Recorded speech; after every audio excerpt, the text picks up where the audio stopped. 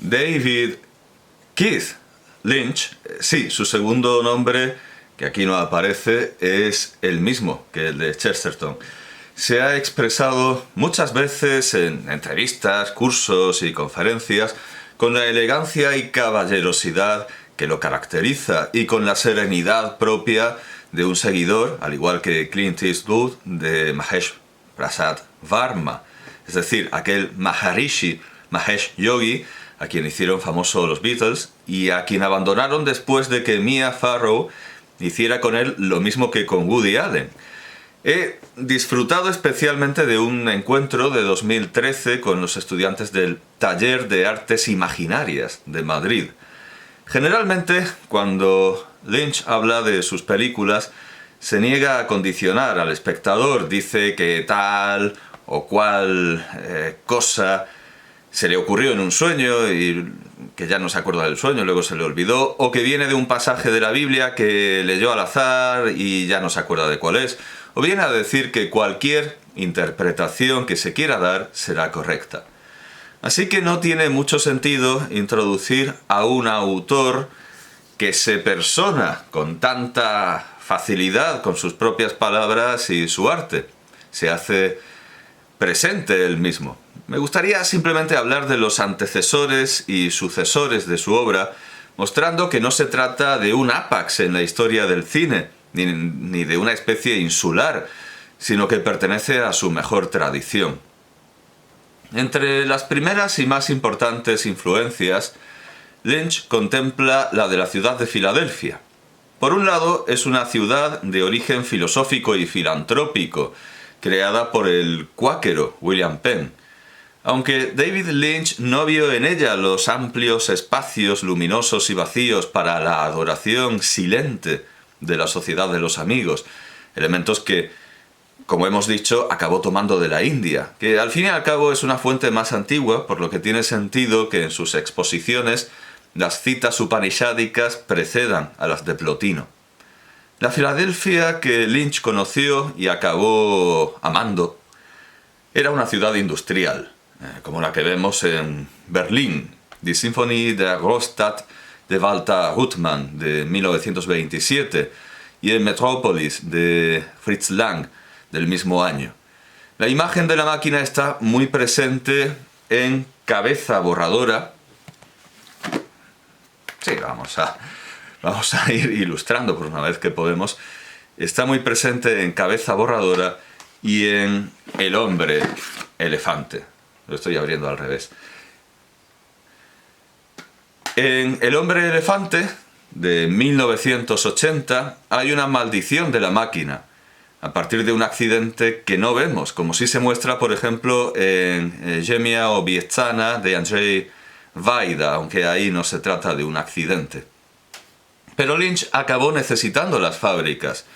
De niño, como cuenta en la edición de 2005 de Lynch on Lynch, que precisamente yo pensaba, si es un autor que dice que cualquier interpretación está bien, que no se acuerda de por qué hizo tal cosa, ¿qué sentido tiene comprar libros sobre Lynch? Y sin embargo, claro, por eso no compré en su momento este libro, y quizá muy bien que no lo hice, porque en aquel entonces yo habría comprado la edición más barata, estaba por unos 5 euros, una edición que evidentemente no llega hasta Mulholland Drive, y no tendría mucho sentido tener esa edición. Esta es la revisada del año 2005, Lynch on Lynch, edición revisada, editada por Chris Rodley, Farrar Straus en Giroux, Nueva York, 2005. Esto es el libro de Chris Rodley, conversaciones y entrevistas con David Lynch, en la versión de 2005. Y no me arrepiento en absoluto de haber comprado este volumen. Como vemos, incluye Mulholland Drive, incluye sus últimas películas y sus últimas producciones. Tiene además un índice analítico y cronológico, no solo de sus películas, sino también de sus... empecemos por lo más evidente y lo más obvio, una filmografía. Después viene una televisiografía. Bueno, viene su carrera televisiva, pero claro, yo considero que la televisión también es cine. Es cine por otros medios, la diferencia es simplemente cuantitativa. Pantalla grande, pantalla pequeña. Pero bueno, tiene una sección especial para la televisión, otra sección para las campañas publicitarias, para los anuncios, que también son cine, pero con una variación cuantitativa. En este caso, en cuanto al tiempo, aunque hay cortometrajes de Lynch que duran 2 minutos y no tiene una sección aparte, como mini cortos. Bueno, en realidad todo esto es una filmografía, todo esto son películas. Pero luego viene la sección de exposiciones grupales y, por supuesto, lo más interesante, la sección de miscelánea, otras actividades, donde está, por ejemplo, su serie de dibujos animados por internet, el perro más cabreado del mundo, el perro más enfadado del mundo, de 1983 a 1992. Bueno, en realidad, el corto es más reciente, claro, cierto. Esto es la tira cómica, esto es la historieta gráfica, los chistes del periódico del perro más cabreado del mundo, el perro más enfadado del mundo. También viene su actividad como músico, digamos su discografía. En 1998, por ejemplo, publicó el disco Lux Vixens, o Vixens, pero claro, qué tontería. Sea tanto en el latín que usaba Santa Hildegarda como por el juego de palabras, es Vixens, Lux Vixens. Pero claro, no es Zorras de la Luz ni nada parecido, no es Zorras de la Luz, es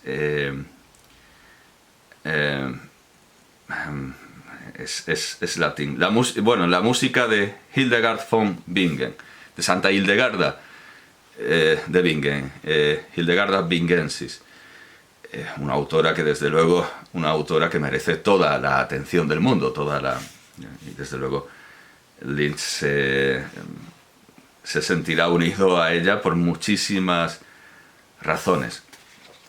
Como digo, Lynch no suele interpretar sus películas, pero esto es una conversación con él en la que sí que da detalles importantes y sí que hace revelaciones. No me arrepiento en absoluto de tener este libro, y yo diría que es fundamental para todo aquel que quiera, más allá de disfrutar a Lynch, estudiar de algún modo a Lynch, analizarlo con el microscopio o medirlo y hacer...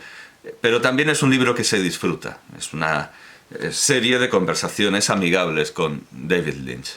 Es uno de estos volúmenes de la serie clásica, tal director sobre tal director. Hay de Kieslowski, de Scorsese también, con 2 ediciones, una con más películas y otra con menos. Woody Allen, si no me equivoco. Bueno, quizá precisamente Woody Allen, si fuera así lo tendría, creo, pero yo por supuesto tengo los volúmenes de Louis Malle, de Kieslowski, de David Cronenberg, bueno, en fin, creo que puede que esté Woody Allen también. Bueno, el caso, quizá haya una lista de... En todo caso, la serie de Farrar, Straus y Giroux, que en realidad antes editaba, si no recuerdo mal, Times and Hudson. No, perdón, Faber and Faber, claro. La serie de tal director sobre tal director la hacía Faber and Faber, si no recuerdo mal. Y ahora las hace Farrar, Straus y Giroux, que entiendo que es un megagrupo editorial que se habrá comido a Faber and Faber, supongo. De hecho, vamos a ver si aquí nos da alguna pista de cuándo se publicó la primera edición. Sí, eso es.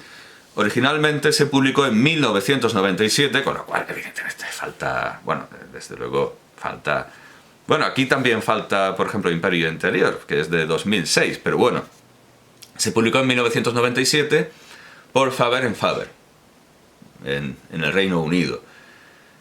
Y esta es la edición publicada en los Estados Unidos por Farrar, Straus en Giroux. No sé si también hay edición en el Reino Unido de Faber Faber. De todas maneras, esta edición actualizada es, obviamente, la que hay que tener. Bien, pues decía que en la edición de 2005, bueno, a lo mejor también lo cuenta en la de 1997, pero no nos arriesguemos, además esta es la que yo tengo.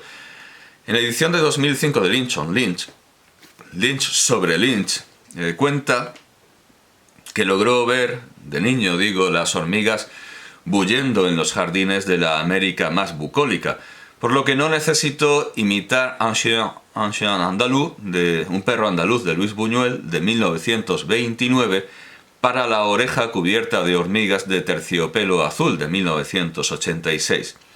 Lynch dice que no ha visto ni una sola película de Buñuel, por lo menos esto les dijo a los estudiantes de las artes imaginarias de Madrid.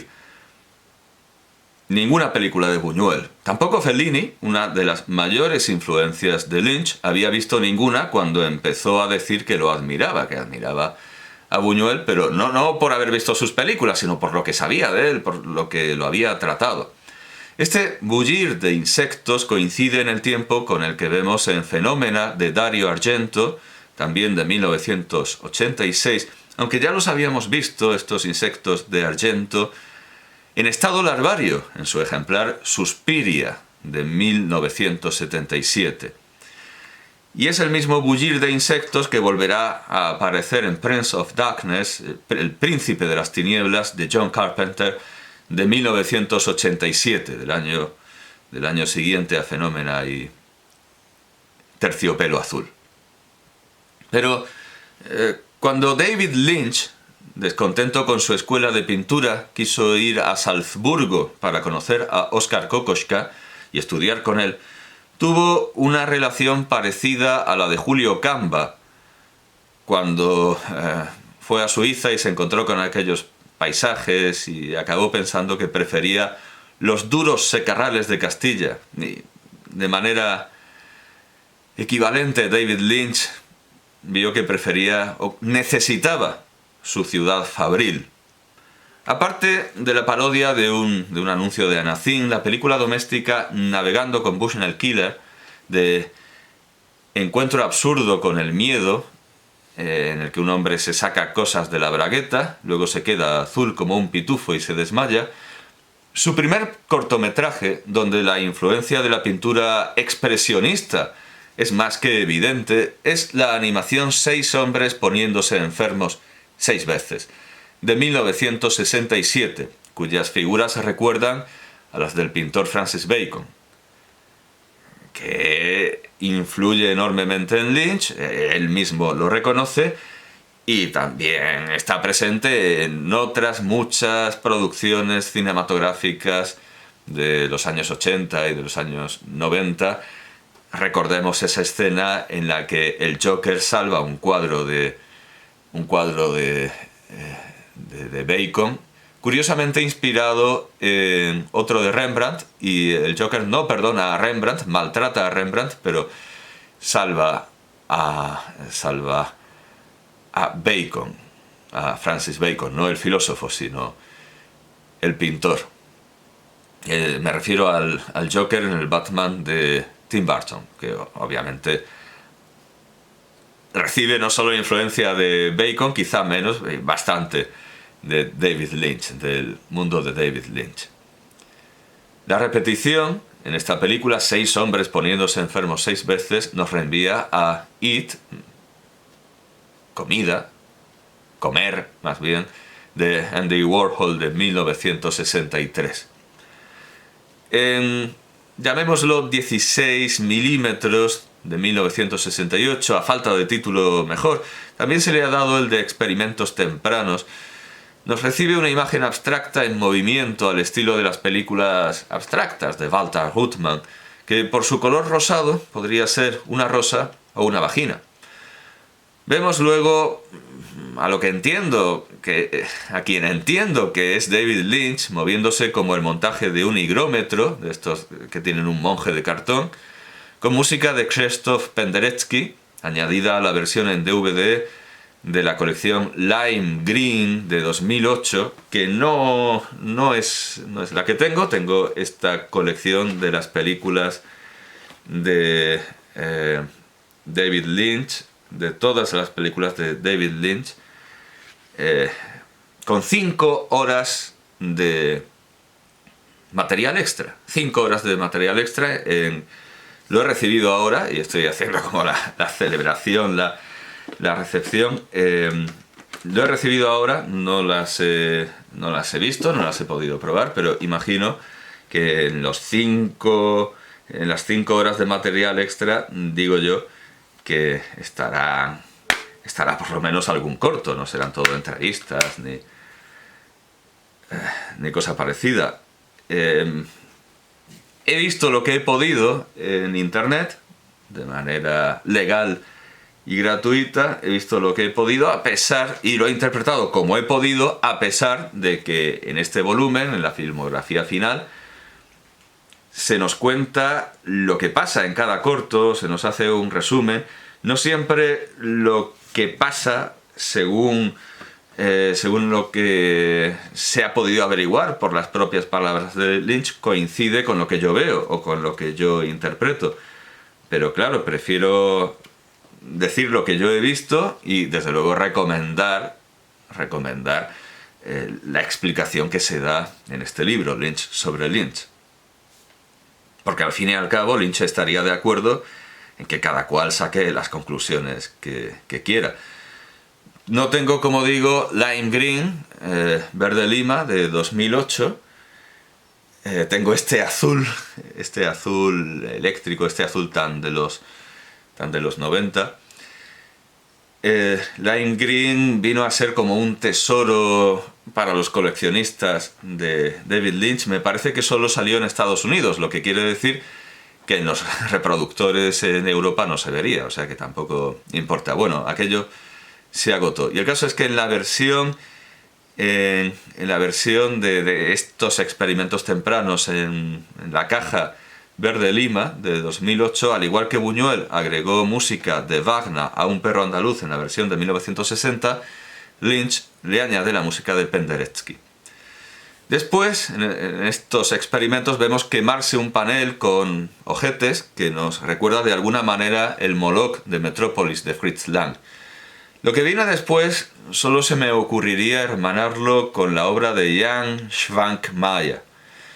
Todavía hay tiempo después para juegos especulares en una silla y decorado que vuelven a recordar a Francis Bacon, para una especie de prueba oftalmológica, para una especie de imitación de Le Désespéré de Gustave Courbet, para una pantalla blanca, otra lunares, otra negra, algo de shibari, algunas obras pictóricas más abstracciones, juegos con figuras insectoides similares a los juegos de simetría especular con la figura humana que hemos visto antes, y un árbol peludo que expulsa esporas que recuerda a la flora Procaz de Rick y Morty y que da fin al cortometraje.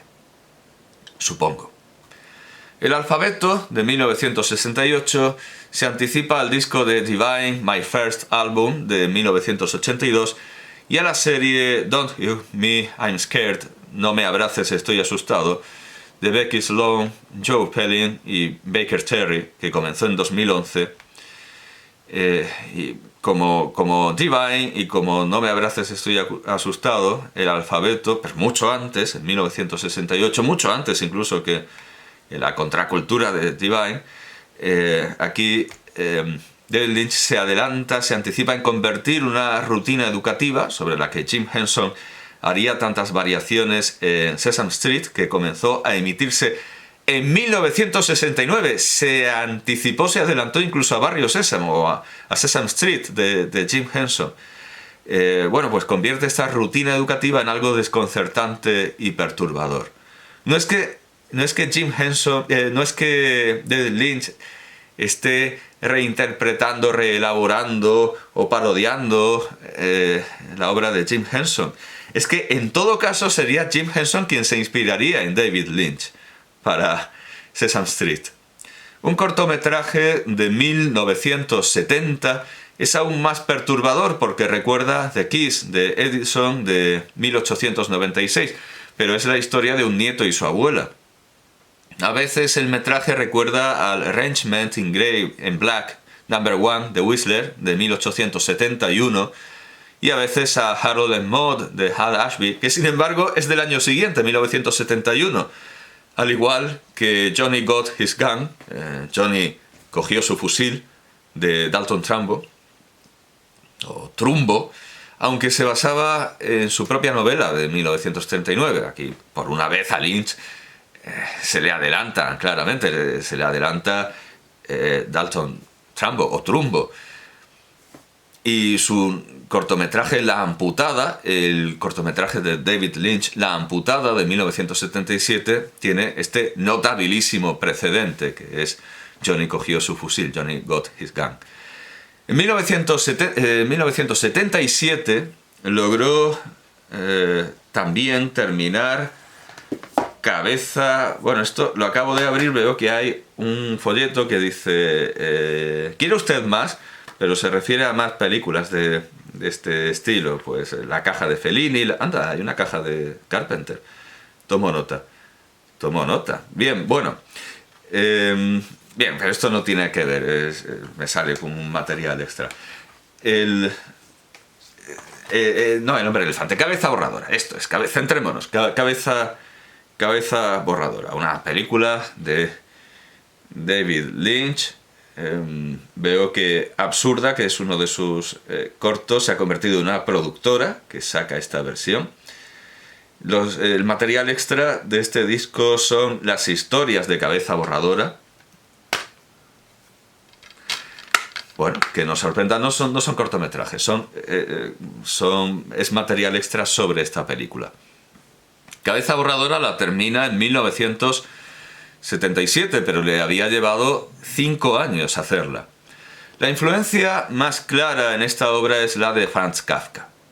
Lynch piensa en la obra póstuma Der Prozess, pero resulta aún más evidente su filiación con Die Verwandlung de 1915, solo que lo que se transforma en un monstruo no es el protagonista, sino su mundo.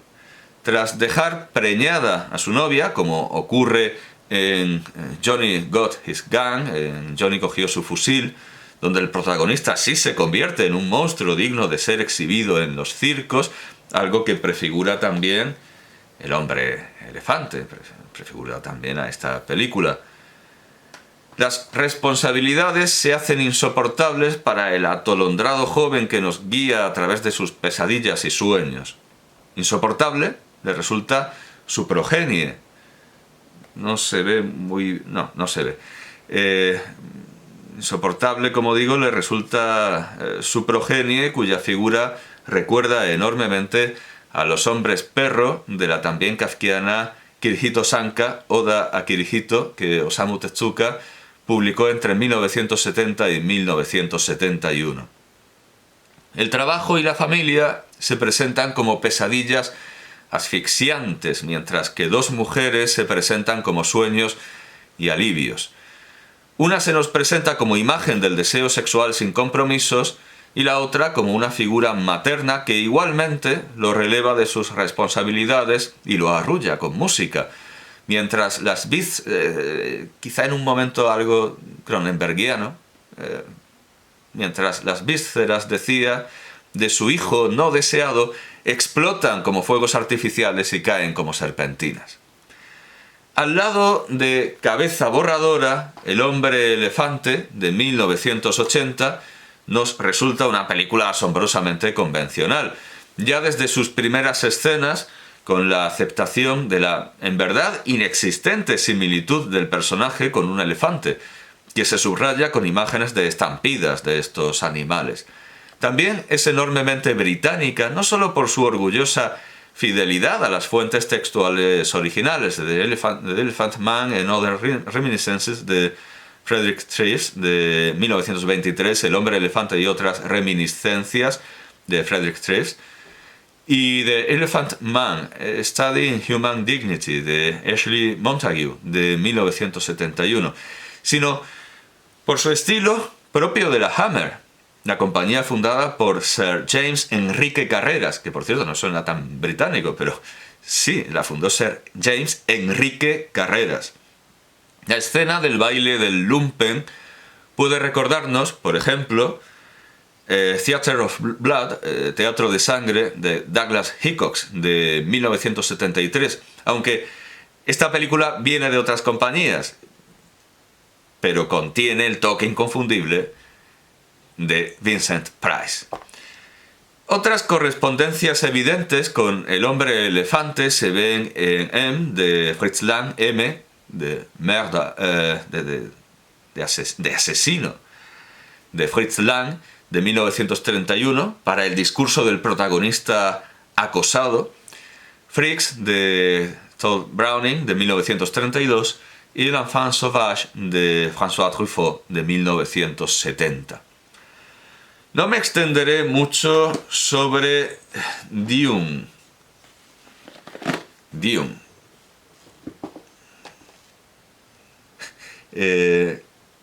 Que he visto, sí, subtitular como El planeta de los gusanos, de las lombrices, como si eso fuera lo más significativo. Sí, vamos. Claro, ¿no? El planeta de las dunas. Así deberíamos decir directamente duna, pero siempre se deja en inglés. El caso es que bueno, es el planeta desierto. El caso es que no sé en qué lengua lo he visto subtitular como El planeta de los gusanos. No, pero esto es el planeta de los desiertos. Ya digo que esta es la edición alemana. No recuerdo en qué versión, en lugar del planeta de los desiertos, el planeta de las dunas en sí, lo subtitulan El planeta de los gusanos. Creo ahora, no en ninguna versión cinematográfica, en ninguna versión, sino en alguna traducción en pasta blanda. Bueno, pues como digo, de Dune, sí, se deja en inglés. De Dune, pues no voy a decir mucho, no me extenderé mucho. Es una película de 1984, luego convertida en serie de televisión. Está ambientada en el año 10.191, en un mundo futurista islámico, de corte islámico.